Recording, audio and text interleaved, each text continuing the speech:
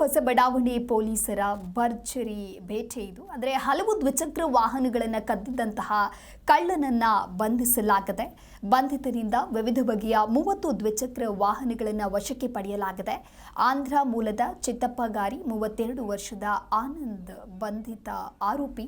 ಹೊಸಬಡಾವಣೆ ಪೊಲೀಸರ ಕಾರ್ಯಕ್ಕೆ ಎಸ್ಪಿ ಪ್ರಶಂಸೆಯನ್ನ ಮಾಡುತ್ತಾರೆ. ಜಿಲ್ಲಾ ಪೊಲೀಸ್ ವರಿಷ್ಠಾಧಿಕಾರಿ ಅಶೋಕ್ ಕೆವಿ.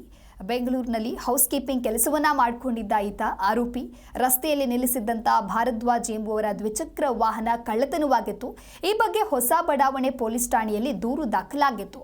ತನಿಖೆಯನ್ನ ನಡೆಸಿ ಆರೋಪಿಯನ್ನ ಹೊಸ ಬಡಾವಣೆ ಪೊಲೀಸರು ಭೇಟಿಯಾಡಿದ್ದಾರೆ. ಹಾಗಾಗಿ ವಿವಿಧ ಬಗೆಯ 30 ದ್ವಿಚಕ್ರ ವಾಹನಗಳನ್ನು ವಶಕ್ಕೆ ಪಡೆಯಲಾಗಿದೆ.